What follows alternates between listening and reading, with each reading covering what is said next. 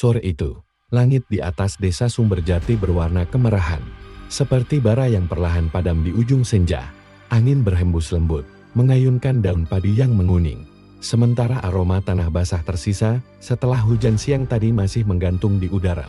Dari kejauhan, suara ayam dan anak-anak bermain di jalan tanah yang becek menjadi musik pengiring kehidupan sederhana di desa itu. Desa yang bagi sebagian orang terasa damai, tapi bagi seorang wanita bernama Rini adalah tempat penuh beban dan penantian yang panjang.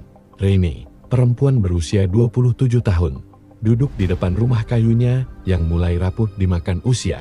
Dinding bambu yang bolong di beberapa bagian ditambal dengan kardus bekas. Sementara atap seng berkarat kotor di banyak tempat. Di pangkuannya, anak laki-lakinya yang baru berusia 5 tahun.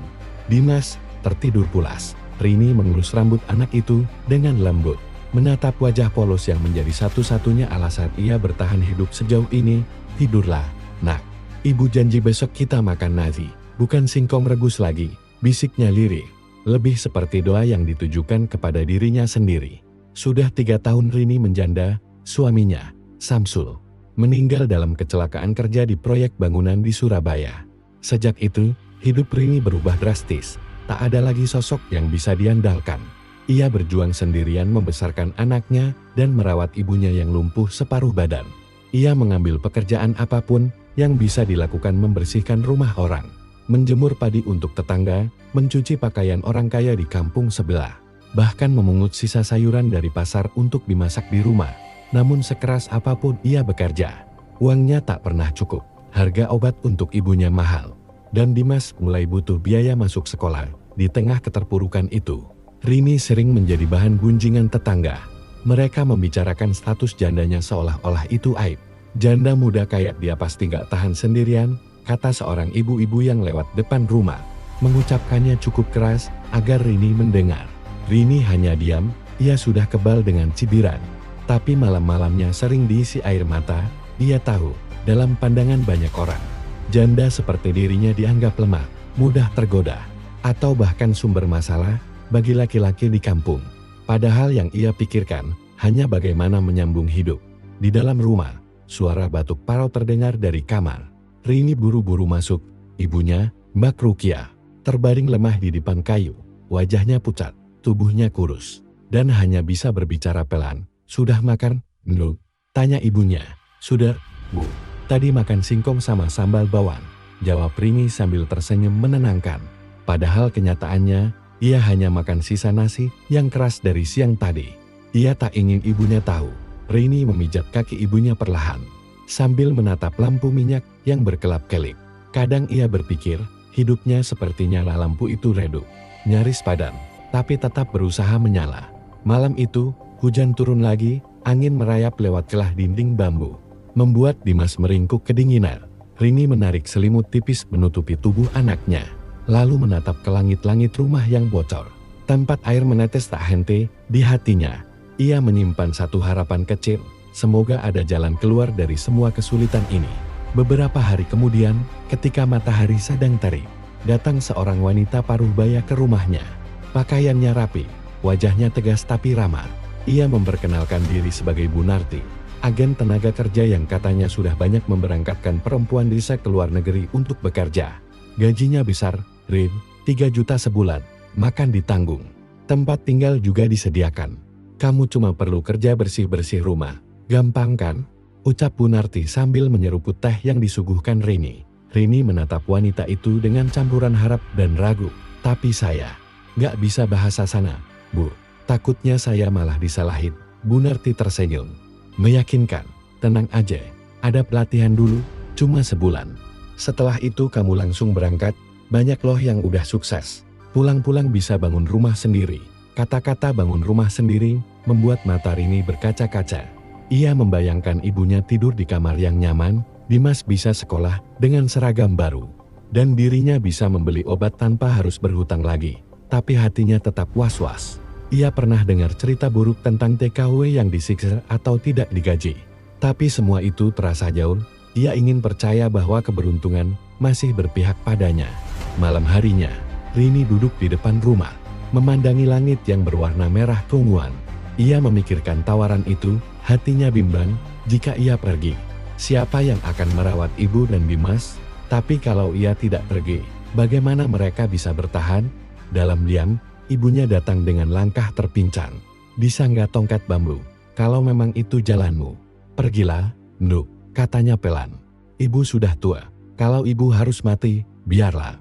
Tapi kamu jangan terus hidup susah begini. Air mata Rini menetes tanpa bisa ditahan. Ia memeluk ibunya erat, seolah ingin menahan waktu agar tak bergerak. Tapi aku takut, Bu. Aku nggak kenal siapa-siapa di sana. Percaya saja. Gusti Allah bakal jagain kamu, jawab ibunya dengan suara parau. Malam itu, Rini tak bisa tidur. Suara jangkrik dan tetesan air dari atap terdengar seperti irama yang menekan dadanya. Dalam hati ia tahu, hidupnya di desa ini sudah seperti jalan buntu. Besok, ia akan mendatangi Bu Narti dan menandatangani surat keberangkatan. Keesokan harinya, setelah menyiapkan sarapan sederhana, Rini menggendong Dimas keluar rumah. Ia mengajaknya ke sawah tempat mereka biasa bermain. Dimas berlari-lari kecil, tertawa riang. Sementara Rini memandanginya dengan mata basah. Kalau nanti ibu pergi kerja jauh, Dimas jangan nakal ya, katanya sambil memeluk anak itu erat-erat. Dimas hanya mengangguk. Belum paham arti perpisahan. Ibu kemana? Rini tersenyum getir. Ibu mau cari uang, biar Dimas bisa beli sepatu baru. Langit di atas sawah perlahan berubah kemerahan lagi, seolah menandai keputusan besar yang akan mengubah hidup Rini selamanya. Dalam hati ia berdoa, semoga langkah yang akan diambilnya bukan langkah menuju jurang. Dan ketika senja turun, burung-burung kembali ke sarang. Rini memandangi rumahnya yang rewet untuk terakhir kalinya sebelum masuk dan menyiapkan pakaian yang akan dibawanya. Ia tak tahu bahwa warna merah di langit sore itu bukan pertanda keberuntungan, melainkan isyarat bahwa darah dan air mata akan menyertai setiap langkah yang akan ia ambil. Langit desa Sumberjati merona pekat malam itu, dan di bawahnya, seorang janda muda bernama Rini menulis takdirnya sendiri dengan keberanian dan ketakutan yang sama kuatnya. Ia belum tahu bahwa dari keputusan kecil itu, kisah kelamnya baru akan dimulai. Langit masih berwarna kemerahan ketika Rini menatap jalan tanah di depan rumahnya. Seolah masih terbayang senja semalam yang menandai keputusan besarnya. Angin pagi membawa aroma sawah basah dan suara ayam berkokok bersahutan di tangannya. Ia menggenggam selembar kertas kontrak kerja yang diberikan oleh Bu Narti. Surat itu, baginya, seperti selembar harapan sekaligus tiket menuju ketidakpastian. Hari itu, ia resmi menandatangani kesepakatan untuk berangkat ke luar negeri. Bu Narti menjelaskan bahwa dalam 2 minggu, Rini akan dikirim ke penampungan di Surabaya sebelum pelatihan. Setelah itu, ia akan diterbangkan ke Timur Tengah untuk bekerja di rumah keluarga kaya. Rini hanya bisa mengangguk, meski di dalam dadanya tersimpan kecemasan yang sulit dijelaskan. Semua akan baik-baik saja, bisik Bu Narti menepuk bahunya. Yang penting kamu rajin dan nurut. Jangan banyak tanya, ya. Rini mengangguk lagi, mencoba menelan rasa ragu yang sempat muncul di tenggorokannya. Ia tidak ingin tampak lemah. Ia telah berjanji pada dirinya sendiri bahwa kali ini ia akan kuat, sekuat apapun cobaan yang menanti. Hari-hari berikutnya ia habiskan dengan menyiapkan keberangkatan. Ia menjahit baju bekas menjadi pakaian layak pakai, menulis daftar kebutuhan ibunya, dan menitipkan Dimas kepada tetangga yang sudah ia percaya. Bu Sari, wanita tua yang tinggal di rumah sebelah.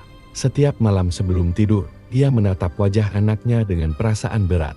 Ibu cuma sebentar, Nak, bisiknya pelan. Nanti kalau ibu sudah punya uang, kita tinggal di rumah baru. Ibu janji.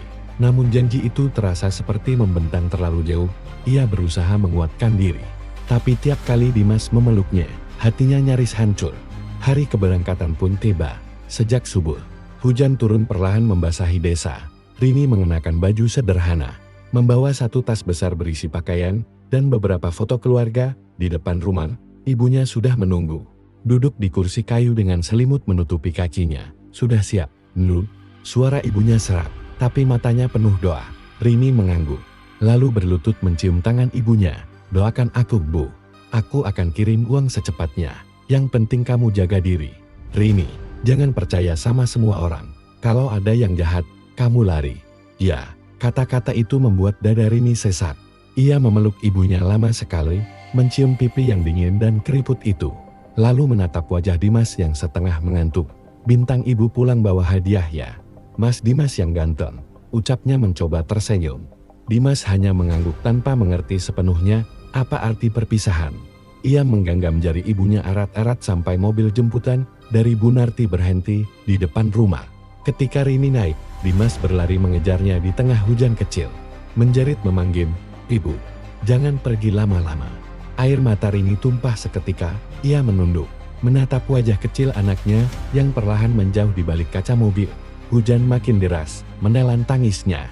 Di perjalanan menuju kota, Rini hanya diam di dalam mobil. Ada 3 perempuan lain, semuanya tampak canggung dan takut. Mereka saling melirik, belum saling kenal.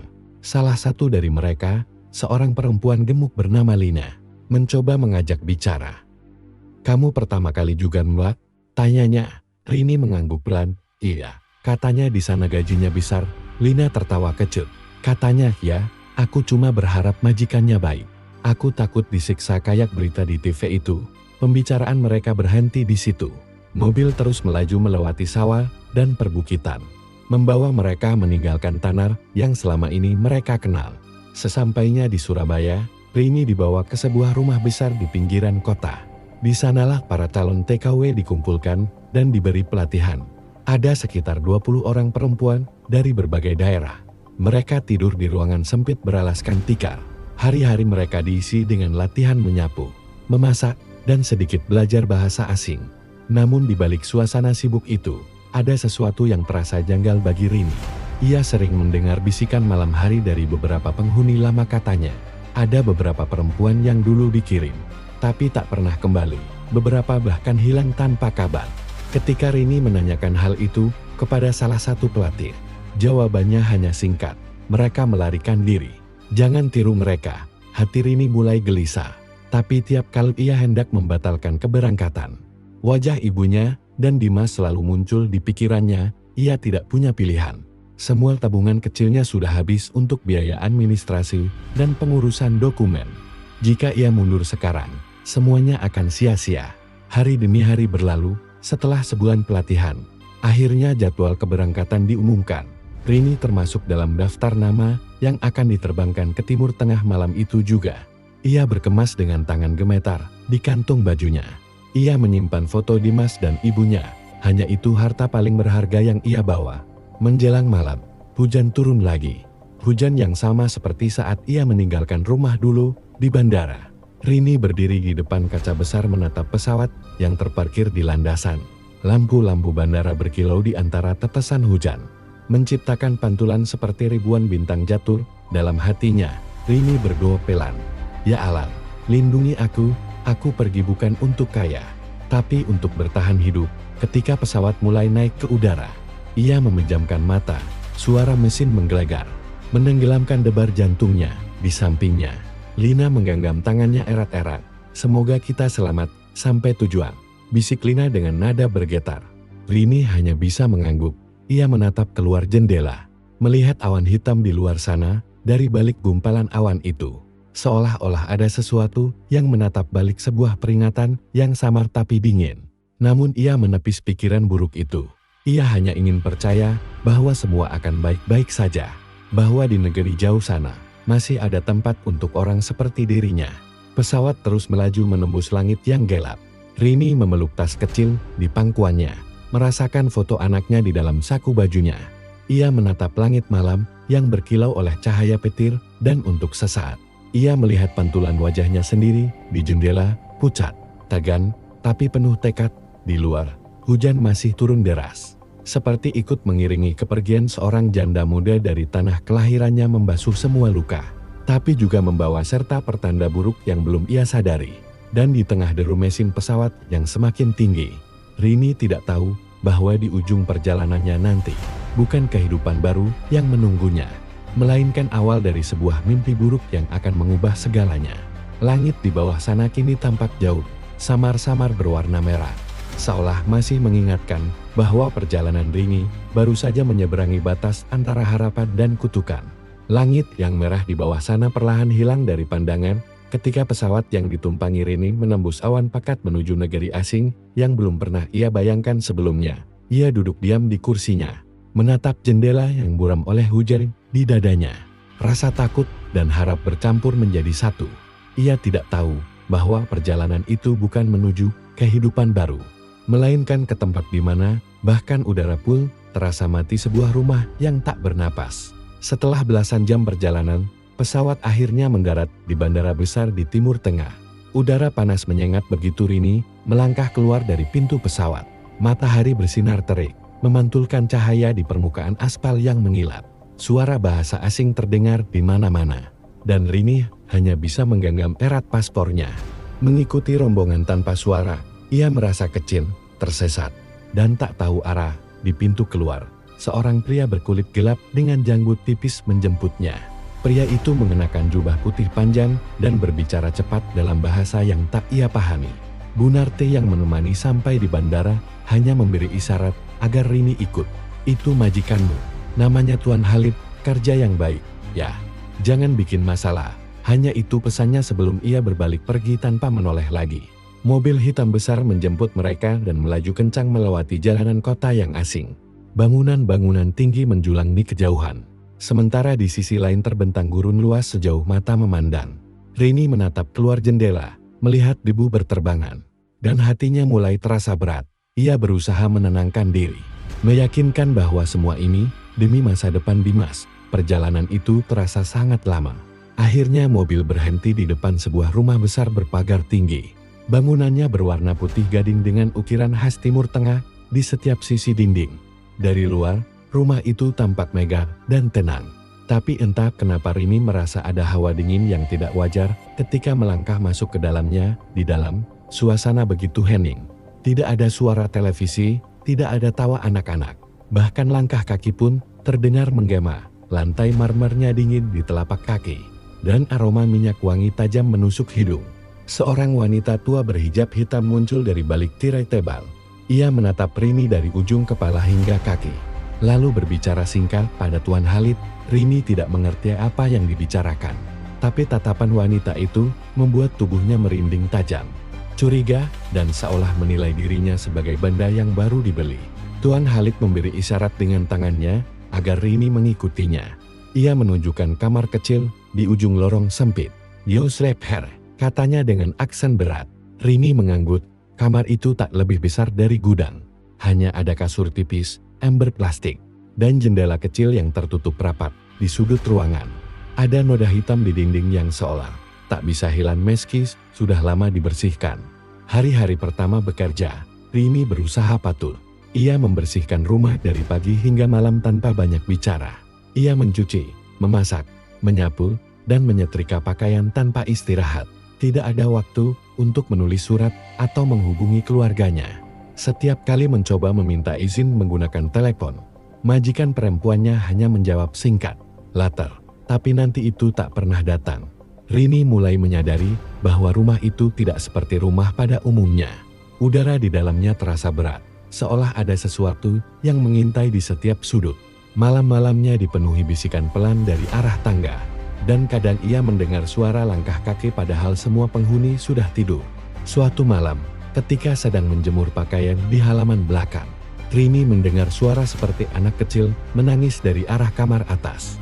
Ia berhenti, menatap jendela yang sedikit terbuka. Suara itu begitu nyata, seperti tangisan bayi yang kesakitan.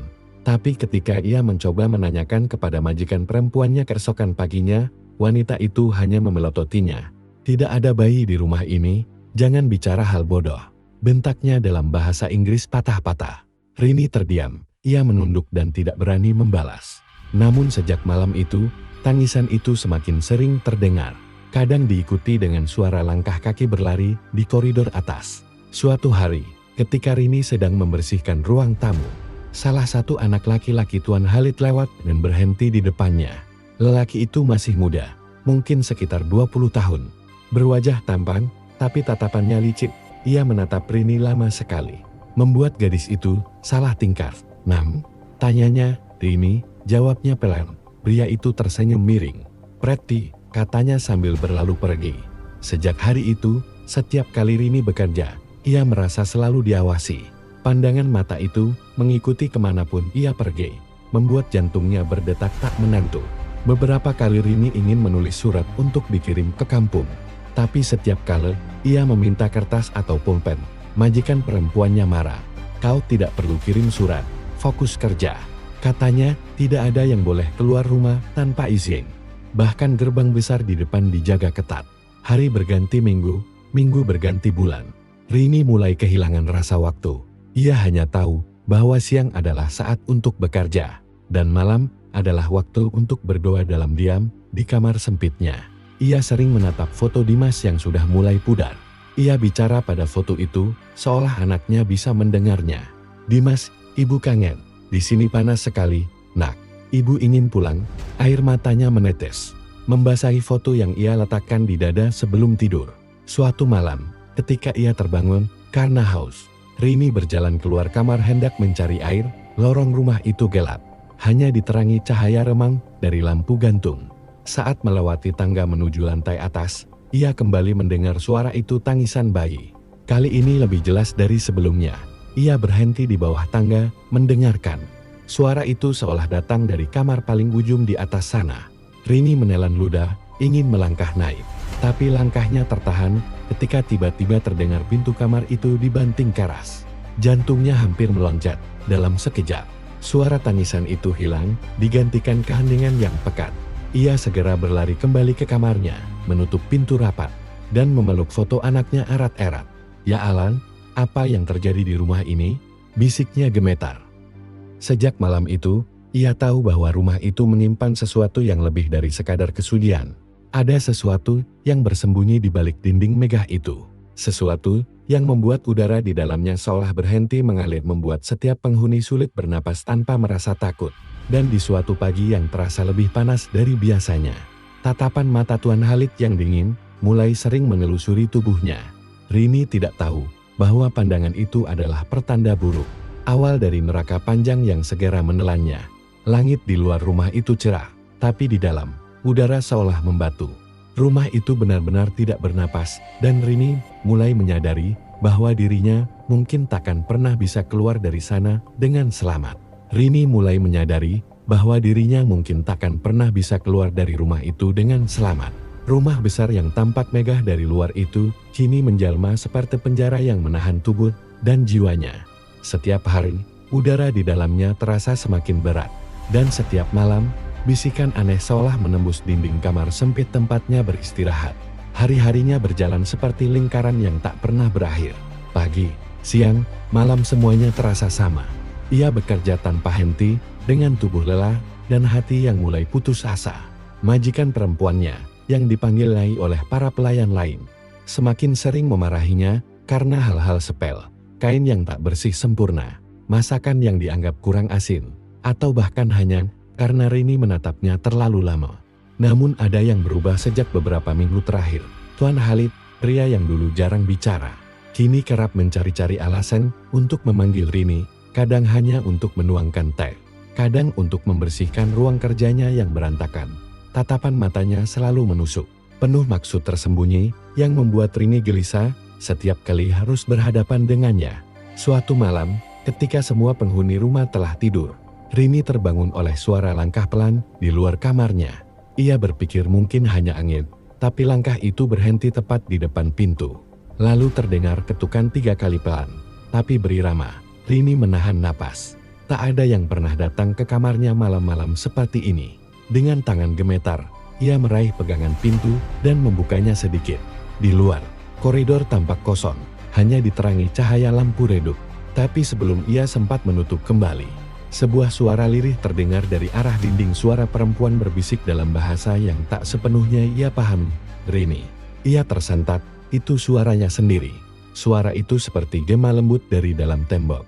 Memanggil namanya dengan nada memalas, ia mundur, menatap dinding dingin yang bergetar halus, seolah ada sesuatu di baliknya. Hatinya berdegup kencang. Keringat dingin menetes di pelipis. "Siapa? Siapa di sana?"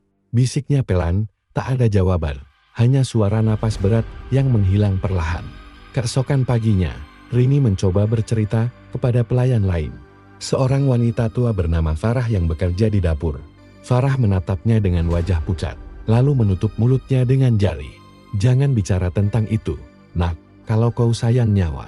Pura-puralah tak dengar apapun, katanya pelan sebelum bergegas pergi. Ucapan itu membuat Rini semakin takut. Namun malam berikutnya, kejadian itu terulang lagi. Kali ini suaranya lebih jelas, seperti seseorang sedang menangis di balik dinding. Kadang diselingi ketukan lembut, seolah meminta tolong. Rini tak bisa tidur semalaman. Hanya duduk di pojok kamar, sambil menatap tembok yang terasa hidup. Hari-hari berlalu, dan keanehan semakin menjadi. Bau amis sama kadang tercium dari arah lorong belakang. Kadang, dari sela ubin, muncul cairan gelap yang tak jelas asalnya. Rini mencoba membersihkannya, tapi noda itu lalu kembali di tempat yang sama. Suatu sore, saat sedang menyapu ruang tengah, Rini tanpa sengaja melihat pintu kecil di balik lemari tua. Pintu itu hampir tak terlihat, tertutup debu dan sarang laba-laba. Entah kenapa, hatinya tergerak untuk mendekat. Ia mendorong lemari berat itu perlahan hingga terbuka cukup lebar. Lalu mencoba memutar gagang pintu kecil itu, terkunci. Tapi dari celahnya, ia bisa melihat cahaya redup seperti nyala lilin. Sebelum ia sempat mengintip lebih jauh, Gai muncul dari arah dapur. "Apa yang kau lakukan di sana?" Suaranya keras, tajam seperti cambuk. Rini terlonjak, langsung menunduk. Maaf Nyai, saya hanya sedang bersih-bersih." Tatapan Nyai penuh curiga. Ia mendekat dan menutup kembali pintu itu dengan kasar. "Jangan pernah dekati tempat ini lagi." "Paham." Rini hanya mengangguk, tapi di dalam hatinya, rasa penasaran semakin tumbuh. Ada sesuatu di balik pintu kecil itu. Sesuatu yang seolah memanggilnya setiap malam lewat bisikan dari dinding. Malam berikutnya, rasa takut berubah menjadi tekad. Setelah semua lampu padam, Rini keluar perlahan dari kamarnya. Ia berjalan tanpa alas kaki, menahan napas setiap kali lantai berderik. Suasana rumah begitu sunyi. Hanya terdengar dengung lembut dari pendingin udara dan detak jantungnya sendiri. Ia sampai di depan pintu kecil itu, mengeluarkan jepit rambut dari kepalanya. Ia mencoba membuka kunci sederhana itu dengan tangan gemetar. Beberapa detik kemudian klik, pintu terbuka. Aroma busuk langsung menyeruak, membuat Rini hampir muntah. Ia menutup hidung, lalu melangkah masuk perlahan. Ruangan itu sempit dan gelap, hanya diterangi cahaya lilin kecil yang hampir habis di dinding. Tergantung beberapa foto lusuh, semuanya bergambar perempuan muda, salah satunya wajahnya sendiri. Rini menjerit kecil, tapi segera menutup mulutnya. Ia menatap foto-foto itu, satu persatu semuanya mirip dirinya. Para perempuan dengan seragam pembantu dari berbagai negara. Di bawah setiap foto, ada tulisan Arab yang tak ia mengerti. Tapi di bawah fotonya, ada tanggal yang membuat darahnya membeku. 27 Februari tahun 2024, tanggal itu. Besok, ia terhuyung mundur, lututnya lemas. Lilin kecil di meja bergoyang dan hampir padam. Tiba-tiba dari arah belakang terdengar suara langkah pelan seseorang masuk Rini. Suara berat itu membuatnya berbalik. Tuan Khalid berdiri di ambang pintu, wajahnya setengah tertutup bayangan. "Aku sudah menunggumu," katanya dengan senyum dingin. Rini berlari, tapi tubuhnya ditarik kasar. Ia berteriak minta tolong, tapi tak ada yang datang. Nafasnya memburu. Matanya menangkap sesuatu di lantai noda gelap yang sama seperti di lorong belakang. "Tapi kini jelas, Daran, kau akan jadi bagian dari rumah ini," bisik Tuan Khalid. Menariknya lebih dekat, seperti yang lain. Rini menjerit sekuat tenaga. Namun dunia seolah menutup, segalanya berubah kabur. Dan yang terakhir ia rasakan hanyalah hawa dingin dari dinding yang seakan menyerap tubuhnya perlahan. Ketika pagi tiba, Gai memanggil pelayan-pelayan lain seperti biasa. Rumah tampak tenang, udara terasa berat seperti sebelumnya. Tidak ada yang tahu kemana Rini pergi. Kamarnya kosong. Hanya tersisa foto kecil seorang anak laki-laki yang diletakkan di atas bantal. Di balik dinding kamar itu, jika seseorang cukup berani mendengarkan, terdengar samar suara perempuan berbisik. "Aku di sini. Tolong aku." Rumah itu kembali diam, seolah tak pernah ada yang hilang. Tapi kini, satu bisikan baru bergabung di antara dinding-dinding batu yang tak pernah bernapas itu. "Aku di sini. Tolong aku." Bisikan itu terus menggema dalam kegelapan, bergema di antara dinding batu dan udara yang pengap. Tidak ada yang tahu bahwa di balik dinding kamar sempit itu, Rini masih bernapas setengah hidup, setengah mati. Tubuhnya lemah, penuh luka. Dan setiap kali ia membuka mata, dunia seolah berputar tanpa arah. Ia tidak tahu berapa lama sudah berlalu sejak malam mengerikan itu. saat Tuan Khalid menyeretnya ke ruangan gelap di bawah tanah. Sejak saat itu, hari-harinya hanyalah rangkaian malam panjang yang tak pernah berakhir. Ia dipaksa melayani nafsu lelaki itu, juga dua anak lelakinya yang rakus dan haus kuasa. Tak ada tempat untuk melarikan diri, tak ada telinga yang mau mendengar jeritanya. Bahkan pelayan lain berpura-pura tuli dan buta karena takut akan nasib yang sama. Rini menjadi bayang-bayang di rumah besar itu hidup, tapi mati perlahan. Waktu berjalan tanpa arti. Tubuhnya mulai berubah. Ia sering mual, kepalanya pusing, dan perutnya perlahan membesar. Awalnya ia pikir hanya efek dari penyiksaan. Tapi ketika darah bulanan tak juga datang, ia tahu sesuatu tumbuh di dalam tubuhnya janin. Buah dari kehinaan dan kekerasan yang menimpanya. Air matanya menetes setiap kali tangannya menyentuh perut. Ada kehidupan di sana, tapi juga kutukan. Ia benci, namun juga tak sanggup membenci sepenuhnya. Kau tak minta dilahirkan, bisiknya lirih pada perutnya. Tapi ibu juga tak minta hidup sekejam ini, hari demi hari. Kekuatannya semakin terkuras. Ia tak lagi diperbolehkan keluar dari kamar bawah tanah. Hanya diberi roti kering dan air setiap 2 hari sekali. Kadang ia mendengar suara Nyai berteriak di lantai atas, memarahi para pelayan, karena rumah menjadi terkutuk. Piring jatuh, kaca pecah, dan angin dingin kerap berhembus tanpa arah. Tapi bagi Rini, semua itu tak berarti. Yang ia rasakan hanyalah denyut kecil dari dalam tubuhnya yang makin lemah. Suatu malam, ia mendengar suara langkah mendekat. Kunci pintu berputar, dan dari cahaya redup tampak Tuan Khalid membawa 2 anak lelakinya. Mereka mabuk, tertawa kasar sambil menyeret tubuhnya yang nyaris tak bisa berdiri. Sudah waktunya kau pergi, perempuan najis, ujar salah satu dari mereka dalam bahasa setengah mabuk. Rini menatap mereka dengan mata merah penuh air. Aku hanya ingin pulang. Suaranya nyaris tak terdengar, tapi mereka hanya tertawa lebih keras. Salah satu dari mereka menendang perutnya. Ia terjatuh, menjerit kesakitan, darah segar mengalir di antara kakinya. Tuan Khalid hanya memandanginya datar, lalu memberi perintah dalam bahasa yang Rini tak mengerti. Malam itu, tubuh Rini dilempar ke dalam mobil.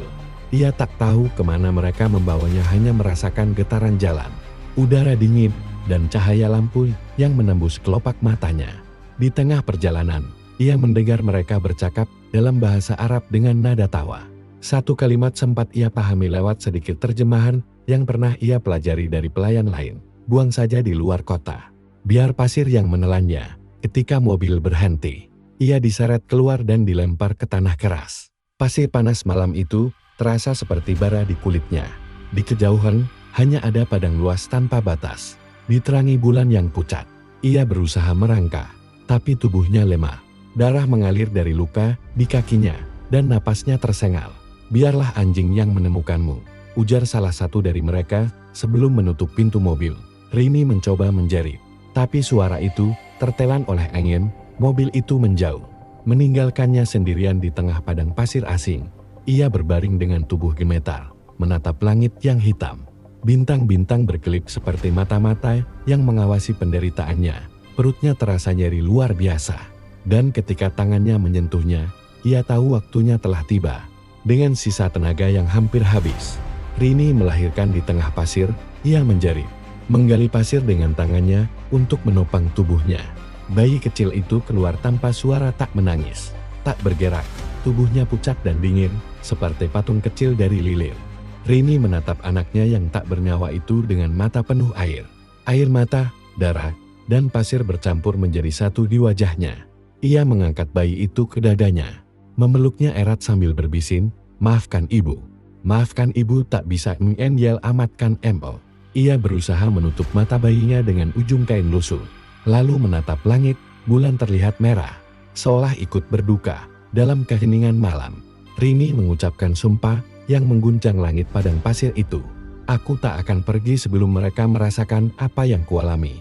Aku akan datang pada mereka satu persatu. Dengan darah dan air mata yang sama, angin berhembus kencang, membawa butiran pasir yang menutupi tubuhnya perlahan. Rini menelungkupkan wajah di dada bayinya. Lalu segalanya menjadi gelap. Beberapa jam kemudian, seorang penggembala melewati area itu.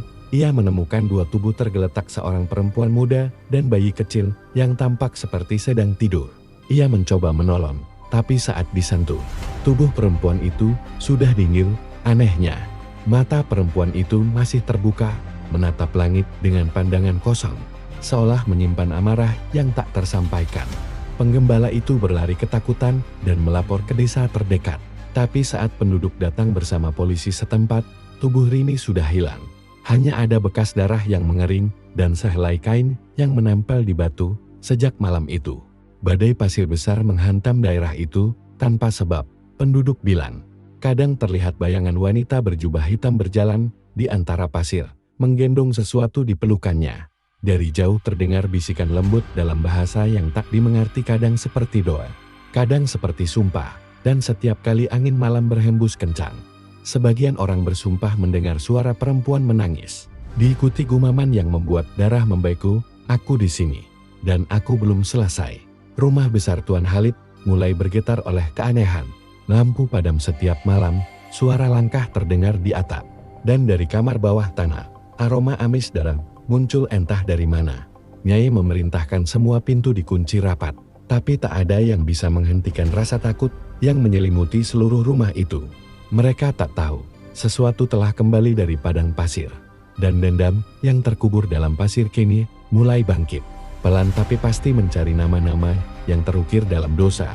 Sejak malam badai itu, angin di sekitar kota kecil tempat Rini pernah disiksa tak pernah lagi tenang. Langit selalu kelabu meski siang hari, dan pasir sering menari di udara tanpa arah.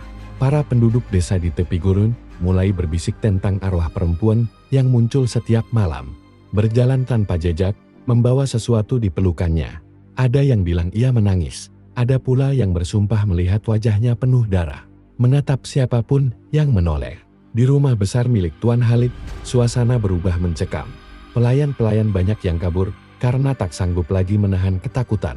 Setiap malam, mereka mendengar suara langkah kakek di atap, suara perempuan bernyanyi dengan nada sedih, dan tangisan bayi yang menggema dari dalam dinding. Nyai berusaha menyangkal semua itu, tapi wajahnya sendiri semakin pucat. Kadang ia menatap cermin lama di ruang tengah, dan melihat bayangan perempuan lain berdiri di belakangnya berambut panjang, dengan kain putih kotor yang berlumuran darah. Malam pertama setelah semua pelayan pergi, Tuan Khalid terbangun karena mendengar suara pintu kamar terbuka pelan. Ia berpikir itu salah satu anak lelakinya, tapi ketika menoleh, ia hanya melihat bayangan hitam berdiri di depan pintu. Bayangan itu tak bergerak, hanya berdiri menatapnya. Suara lembut kemudian terdengar dari arah itu, "Kau tak mengenaliku, Tuan." Suara itu halus, tapi menusuk. Tuan Khalid langsung bangkit, matanya membulat. "Siapa di sana?" teriaknya dengan suara bergetar. Namun bayangan itu tak menjawab. Ia hanya melangkah maju perlahan, menampakkan wajah pucat yang dikenalnya. Rini dengan mata hitam pekat tanpa bola mata, rambut kusut menutupi sebagian wajah, dan kain putih yang meneteskan darah di ujungnya. Tuan Khalid berteriak sekuat tenaga. Tapi suara itu tenggelam dalam hembusan angin yang tiba-tiba berputar di dalam kamar. Lampu pecah satu persatu, dan dari jendela, pasir masuk seperti badai kecil, menutupi lantai. Ketika pagi datang, kamar itu kosong. Di tempat tidur, hanya tersisa noda darah yang membentuk pola menyerupai tangan perempuan. Hari-hari berikutnya berubah menjadi neraka bagi keluarga itu. Putra sulung Tuan Khalid, Hamzah, mulai bertingkah aneh. Ia sering mengigau di malam hari, berteriak menyebut nama Rini. Ia bilang Rini berdiri di ujung tempat tidurnya setiap malam, membawa bayi yang menangis tanpa suara. Ia bahkan pernah berlari keluar rumah sambil berteriak, "Dia datang." Dia membawa darahnya. Suatu malam, Hamzah ditemukan tewas di kamarnya. Tubuhnya kering seolah disegel dari dalam, kulitnya menempel ke tulang, dan matanya terbuka lebar menatap langit-langit di dinding kamar. Tertulis pesan dengan darat, "Satu sudah membayar." Keluarga itu panik. Nyai memanggil seorang ustaz dari kota untuk mengusir gangguan tersebut. Rumah besar itu dipenuhi bacaan ayat suci, tapi setiap kali ustaz memulai doa, angin kencang berhembus dan lilin-lilin padam sendiri. Salah satu penjaga yang membantu tiba-tiba pingsan setelah mengaku melihat sosok perempuan berjalan di langit-langit sambil menatap ke bawah dengan wajah penuh luka. Malam ketiga setelah kematian Hamzah, anak kedua, Yusuf, mencoba meninggalkan rumah. Ia tak peduli kemana, asalkan bisa jauh dari tempat itu. Tapi begitu ia keluar gerbang, pasir tiba-tiba berputar seperti pusaran angin. Dari tengah pusaran itu, muncul sosok perempuan berpakaian jubah hitam. Memeluk bayi di dadanya, wajahnya setengah hancur. Tapi matanya menatap lurus padanya. "Kau yang menendangku malam itu," Yusuf menjerit. Berlari mundur, tapi pasir menahannya. Ia berusaha menutup mata. Namun suara tangisan bayi menggema keras hingga membuat telinganya berdarah. Tubuhnya lalu terangkat, dilempar ke udara, dan jatuh dalam posisi tertekuk. Ketika warga menemukannya keesokan hari, tubuh Yusuf membiru. Dan di dada kirinya, terukir bentuk tangan wanita berlumuran darah. Kabar kematian dua anak laki-laki itu menyebar cepat. Rumah besar Tuan Halik kini dianggap terkutuk. Bahkan polisi yang datang untuk menyelidiki pun tak berani lama-lama di dalam. Salah satu petugas mengaku mendengar suara perempuan berbisik di telinganya, memintanya untuk menggali pasir di halaman belakang. Ketika mereka akhirnya menggali, ditemukan tulang belulang manusia dengan sisa kain seragam pembantu. Ada 6 jasad perempuan lain, semuanya diduga korban sebelumnya. Bayi jatuh sakit, tubuhnya gemetar setiap kali malam tiba. Ia bersembunyi di kamar sambil terus membaca doa. Tapi dari balik pintu, ia sering mendengar suara langkah lembut mendekat, disertai suara bayi yang mengisak perlahan. Kadang dari bawah pintu menetes cairan merah yang tak pernah bisa dijelaskan asalnya. Sementara itu, Tuan Halik mengurung diri di ruang bawah tanah. Ia mulai kehilangan akal sehat. Setiap hari ia berteriak, berbicara dengan udara kosong, menyalahkan bayang-bayang yang menampakkan diri di cermin. "Aku sudah minta ampun. Aku sudah membakar ruangan itu. Apalagi yang kau mau?" Teriaknya dalam bahasa Arab. Wajahnya penuh keringat dan debu. Namun pada malam ke-14, setelah badai pertama, doa-doanya tak lagi berarti. Dari dalam ruang bawah tanah, terdengar suara bayi menangis pelan, memanjang, dan memilukan. Tuan Halik mendekat dengan wajah pucat, menatap ke arah sumber suara itu. Di tengah lantai batu yang dingin, terlihat genangan darah segar membentuk lingkaran. Dari tengah lingkaran itu, perlahan muncul bayangan perempuan yang tubuhnya dipenuhi luka bakar. "Aku tak ingin maafmu," katanya dengan suara serak. "Aku ingin kau merasakan sekarat seperti aku." Darah mulai keluar dari telinga dan hidung Tuan Halik. Ia mundur, menabrak dinding, tapi darah di lantai menetes ke kakinya, menjalar ke seluruh tubuh seperti ular merah. Ia menjerit, tubuhnya menggigil, lalu membeku, kulitnya mengering, matanya kosong, dan dari bibirnya keluar pasir halus. Ketika fajar menyingsing, rumah itu sunyi. Tak ada lagi kehidupan di sana. Bustas yang dipanggil kemudian menemukan Tuan Halik dalam posisi bersujud. Tubuhnya keras seperti batu. Nyai ditemukan tak sadarkan diri di kamar. Rambutnya memutih seluruhnya. Dan dari jendela lantai atas, seseorang melihat bayangan wanita berjalan pelan di halaman rumah. Ia menggendong sesuatu di pelukannya, lalu berhenti menatap langit yang mulai memerah. Hembusan angin mengangkat ujung kainnya, menampakkan wajah penuh luka, namun tenang. "Selesai di sini, tapi belum di tanahku." Angin padang pasir pun membawa sosok itu menjauh, menghilang dalam badai yang berputar perlahan. Namun di kejauhan, terdengar lagi tangisan bayi yang semakin lama semakin jauh meninggalkan negeri asing itu untuk kembali ke tanah tempat Rini pernah berjanji akan pulang. Dan di tempat asalnya, di desa kecil di Jawa Timur, malam-malam mulai berubah dingin. Anjing menggonggong tanpa sebab. Dan di terminal keberangkatan TKI, seorang petugas menemukan koper tua dengan nama yang terukir samar di labelnya, Rini binti Sariman. Jeritan Rini di tengah padang pasir itu menggema panjang, menembus malam yang dingin dan sunyi. Ia tak tahu apakah tubuhnya masih hidup atau sudah separuh mati. Rasa perih menjalar dari luka-luka di tubuhnya, sementara darah masih terus merembes dari sela pahanya. Dalam kesadarannya yang mulai kabur, Rini hanya bisa menggenggam perutnya yang membuncit. Di sana, janin kecil yang menjadi satu-satunya harapan hidupnya, kini terasa nyaris tak bergerak. Ia menangis dalam keheningan, memanggil nama anaknya yang jauh di rumah, "Dimas, ibu belum mati, nak, tunggu ibu pulang." Waktu seolah berhenti di gurun itu, angin dingin menghempas wajahnya, membawa pasir yang menempel di darah beku di kulitnya. Rini mencoba merangkak, mencari arah. Tapi setiap gerakan membuat tubuhnya seperti dirobek dari dalam. Ia tidak tahu di mana ia berada. Tak ada cahaya, tak ada tanda kehidupan. Hanya bulan merah pucat di langit, seolah sedang menatapnya dengan iba. Ketika kesadarannya hampir lenyap, samar-samar Rini mendengar derap langkah kaki hewan. seekor unta berhenti di dekat tubuhnya. Disusul oleh seorang lelaki tua dengan sorban putih. "Astagfirullah, siapa ini?" katanya kaget, menunduk memeriksa tubuh Rini. Dengan cepat ia memanggul tubuh lemah itu ke atas untanya dan membawanya ke tenda kecil di tengah padang. Beberapa hari kemudian, Rini terbangun dengan tubuh lemah di atas tikar lusul. Seorang perempuan tua berkulit gelap menatapnya dengan iba, "Kau selamat, anakku, tapi kandunganmu tak bisa diselamatkan." Kata-kata itu membuat dada Rini seolah hancur berkeping. Ia hanya bisa menatap langit-langit tenda dengan mata kosong, merasakan sesuatu menghilang dari dalam dirinya. Janin yang ia bawa dengan penuh harapan itu satu-satunya pengingat cintanya pada kehidupan telah pergi sebelum sempat melihat dunia. Hari-hari berikutnya terasa seperti mimpi buruk yang tak berujung. Rini tak lagi bisa menangis. Ia duduk diam sepanjang waktu, menatap kosong keluar tenda, melihat hamparan pasir yang memantulkan cahaya matahari keperakan. Kadang, di malam hari, ia mendengar suara bayi menangis entar dari mana datangnya. Suara itu begitu dekat, seolah berasal dari dalam perutnya sendiri. Ia meraba perutnya, kosong, tapi jari itu tetap ada. Perempuan tua yang menolongnya dipanggil Syarifah, mencoba menenangkan Rini.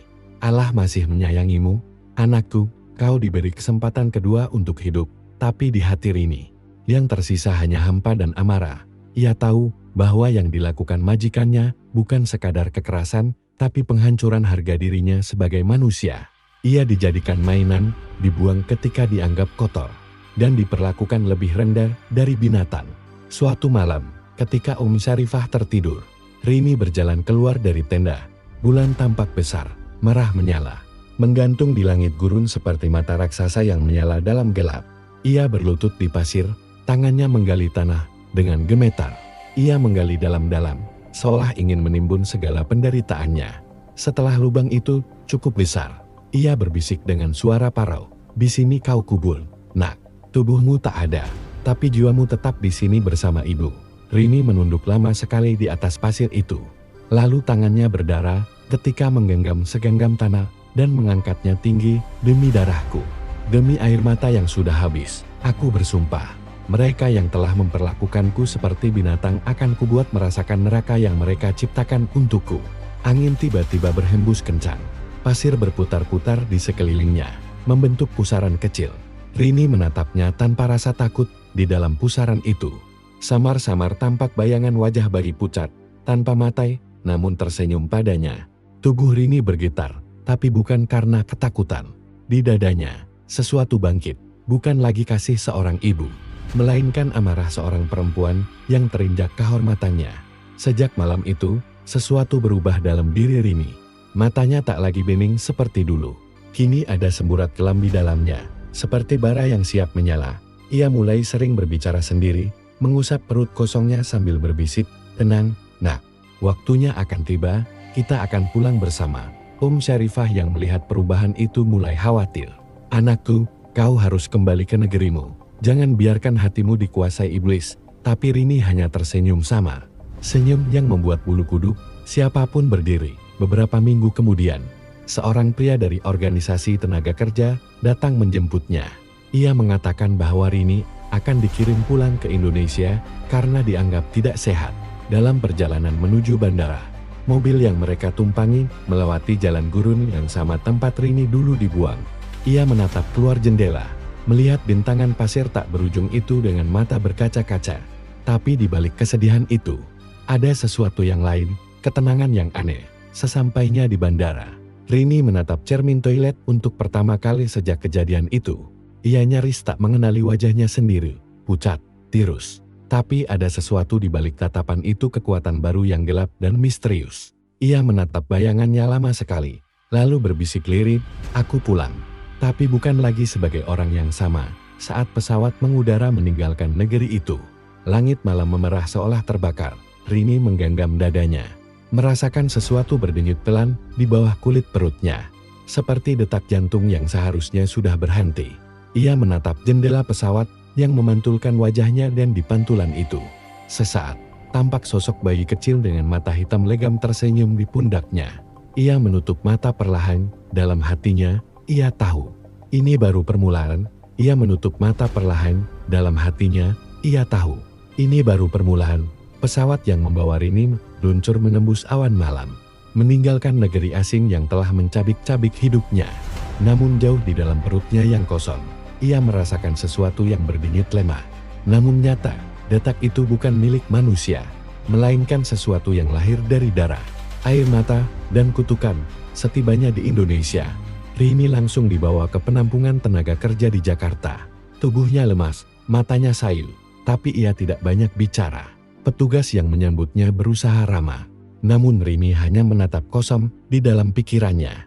Wajah-wajah majikannya masih berputar. Lelaki tua yang pertama kali menindihnya, dua anaknya yang tertawa di tengah jeritannya.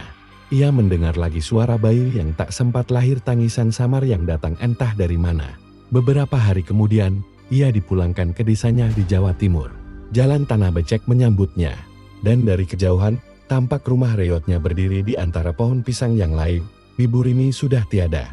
Kabar kematiannya datang 2 bulan setelah Rini dibuang di gurun, sementara Dimas, anak semata wayangnya, kini diasuh oleh tetangga, Bu Lilis, yang hidupnya juga pas-pasan. Saat melihat ibunya turun dari mobil, Dimas sempat ragu. Perempuan di depannya terlihat seperti ibunya, tapi matanya berbeda. "Bu," panggil Dimas ragu. Rini menunduk, mengelus rambut anaknya perlahan. "Iya, Nak. Ibu pulang." Suaranya pelan tapi dingin, seperti desir angin di malam sepi. Malam itu, Rini duduk di teras rumah menatap langit yang mendung. Ia menyalakan lampu minyak kecil dan mengusap perutnya pelan. "Kita sudah di rumah, Nak. Tapi perjalanan kita belum selesai." Angin berhembus lembut, namun di telinganya terdengar suara bayi menangis lirit dari dalam rumah. Rini tersenyum samar, lalu menatap ke gelap. "Ibu tahu, kau masih di sini." Beberapa hari kemudian, Rini mulai sering bermimpi aneh dalam tidurnya. Ia melihat gurun merah yang sama tempat ia ditinggalkan. Dari pasir itu, muncul sosok bayi hitam berkulit merah darah, merangkak mendekat sambil memanggilnya ibu. Setiap kali terbangun, ia selalu menemukan bekas pasir di lantai dekat ranjangnya. Bu Lilis yang kadang membantu membersihkan rumah, sering bertanya, "Rini, kamu tidur di luar, ya? Kok lantainya ada pasir terus?" Rini hanya tersenyum. "Mungkin angin malam, Bu." Suatu sore, seorang tamu datang ke rumah. Lelaki paruh baya dengan baju rapi dan cincin emas besar di jarinya. "Saya Bu Narti, agennya," katanya memperkenalkan diri dengan senyum palsu. "Kami hanya mau memastikan kalau kamu sudah pulih." Rini menatapnya lama. Senyumnya dingin. "Sudah, Bu. Tapi saya juga ingin memastikan sesuatu." Malamnya, hujan turun deras, kilat menyambar-nyambar, menerangi langit desa. Di rumah Bu Narti, seekor kucing menjerit, lalu hening. Tak lama kemudian, pintu depan berderit pelan. Bu Narti yang tengah duduk menulis laporan mendengar langkah kaki basah di ruang tamu. "Siapa itu?" serunya. Tak ada jawaban. Ia bangkit perlahan, menoleh ke arah pintu yang terbuka sendiri. Di ambang pintu berdiri sosok perempuan basah kuyup, rambutnya menempel di wajah, dan di tangannya menggenggam sesuatu yang menyerupai kain putih kecil mirip selimut bayi. "Bu Narti." Suara Rini paruh, matanya gelap. "Kau masih ingat aku?" Wajah Bu Narti pucat pasi. "Rini, ya Allah, kamu kenapa?" Sebelum sempat melangkah mundur, lampu rumah padam. Suara bayi menangis menggema di dalam ruangan. Tangisan itu bukan tangisan biasa, serak, panjang, menusuk telinga. Lalu tiba-tiba, sesuatu menempel di wajah Bu Narti. Tangannya berusaha menepis, tapi yang terasa hanya kain lembut basah bercampur darah. Ia menjerit, namun mulutnya tertutup rapat oleh sesuatu yang hangat dan lembek. Dalam sekejap, tubuhnya terkulai lemas. Keesokan paginya, warga menemukan jasad Bu Narti di ruang tamunya. Tubuhnya kaku, wajahnya membiru, dan mulutnya seperti dicekik oleh tangan kecil berwarna merah. Di dekat jasadnya, hanya ada segumpal kain putih yang berbau anyir darah. Kabar kematian itu segera menyebar. Rini pura-pura tidak tahu. Tapi malam itu, ia duduk di depan rumah, menatap kosong ke arah langit. Dari perutnya, ia merasakan sesuatu yang hangat menggelitik. Ia tersenyum kecil, lalu berbisik, "Satu sudah, Nak. Masih ada 3 yang menunggumu." Malam berikutnya, Rini kembali bermimpi. Kali ini, ia berada di dalam rumah besar bergaya Arab. Di lantai marmernya ada jejak darah, dan dari tangga terdengar langkah kaki berat. Lelaki tua majikannya muncul dengan wajah pucat, memegang tasbih di tangan, berdoa keras-keras. Tapi di belakangnya, Sosok Rini dalam wujud bayangan hitam melayang, membawa kain putih yang berlumuran darah. Ia membungkus kepala pria itu dengan kain itu, dan jeritan memenuhi udara. Rini terbangun dengan napas tersengal. Ia tahu sesuatu sedang terjadi jauh di negeri seberang. Beberapa hari kemudian, berita internasional muncul di televisi. Miliuner Timur Tengah ditemukan tewas di rumahnya. Tubuhnya mengering seperti disedot darah. Rini hanya tersenyum datar. Matanya tenang. Hari demi hari, tanda-tanda aneh mulai muncul di rumahnya. Dinding sering berembun darah, lampu padam sendiri. Dan setiap malam, selalu terdengar suara bayi tertawa. Tapi Rini tidak takut. Ia bahkan menimang udara kosong di pelukannya sambil berbisik, "Kau sudah pintar, nak. Kau tahu siapa yang harus dipanggil berikutnya?" Dimas, anaknya, mulai ketakutan.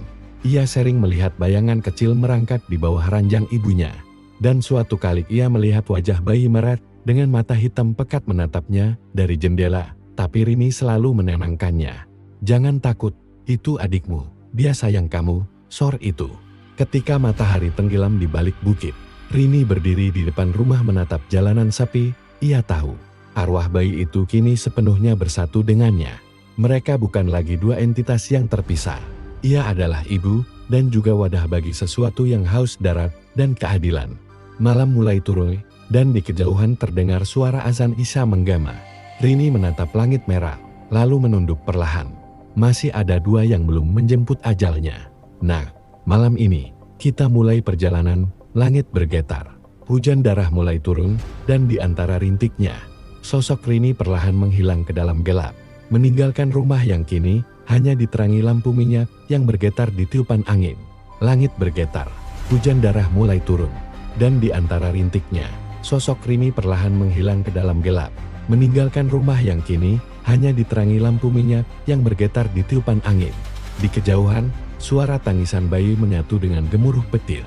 Membentuk simfoni neraka yang hanya dimengerti oleh mereka yang tersakiti. Malam itu, Rini tidak sekadar berjalan di bawah hujan, ia melangkah bersama dendam yang telah menetas dari rahim kegelapan.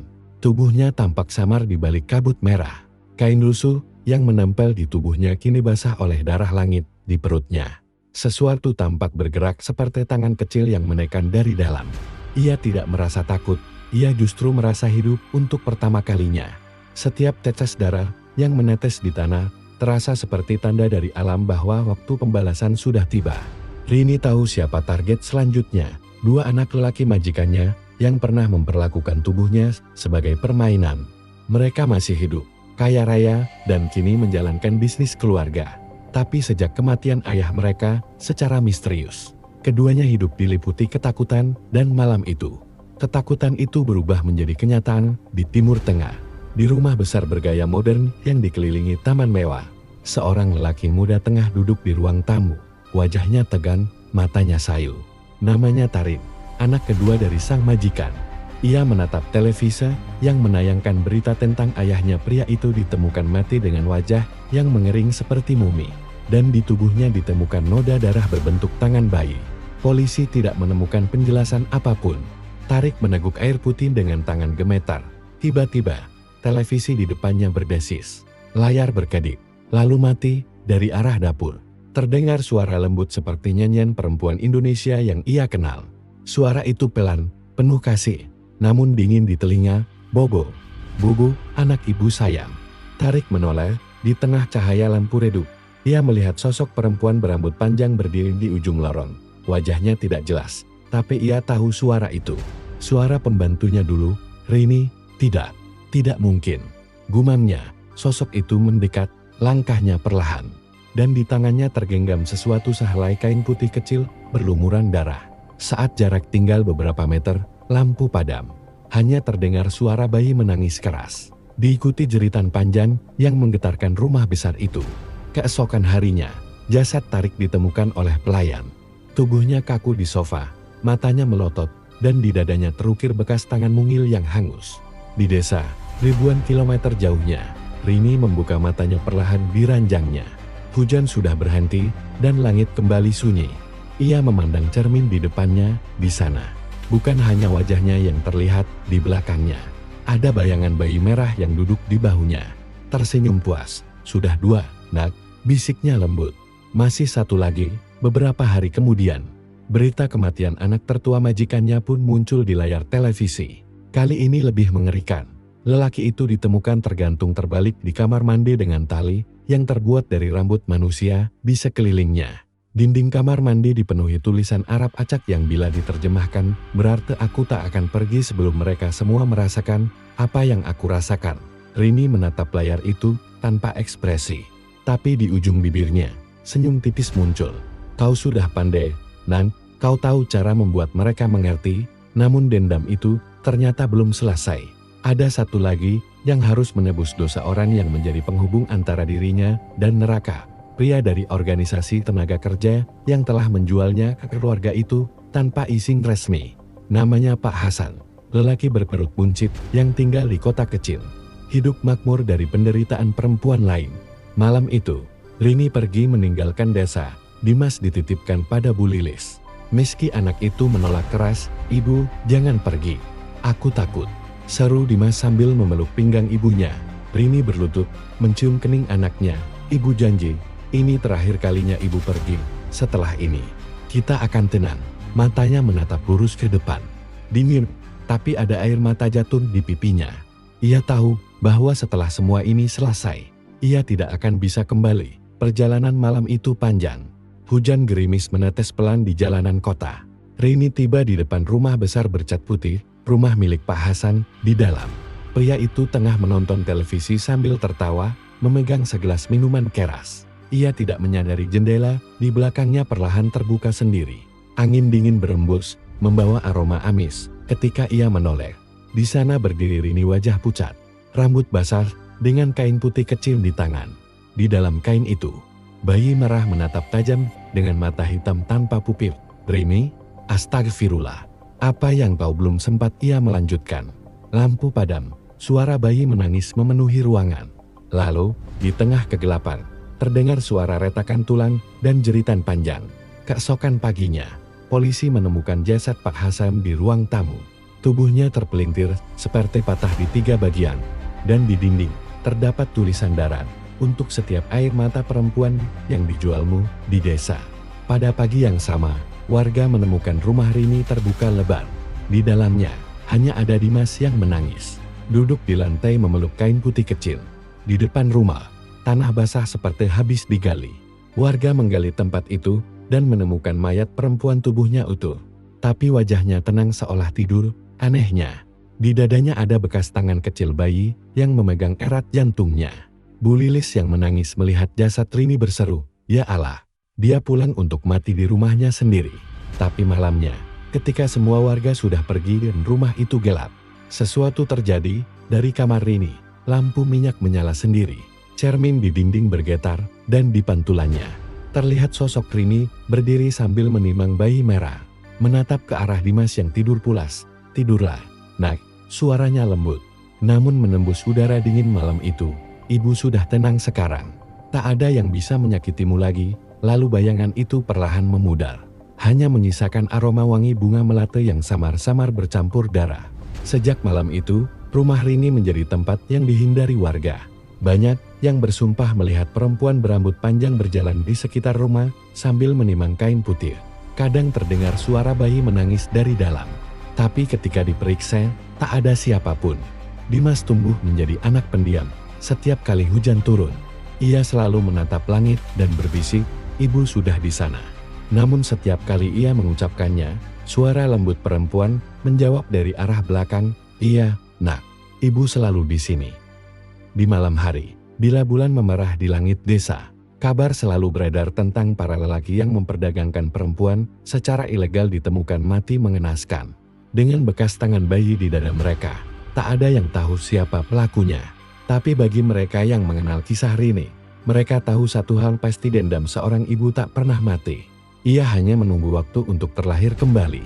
Dan di antara angin malam yang berhembus lewat persawahan, kadang terdengar suara lembut menina bobokan, disusul tawa kecil bayi yang tak terlihat. Dunia boleh melupakan Rini, tapi tanah ini, langit ini, dan setiap tetes darah yang menetes malam itu, masih menyimpan kisahnya.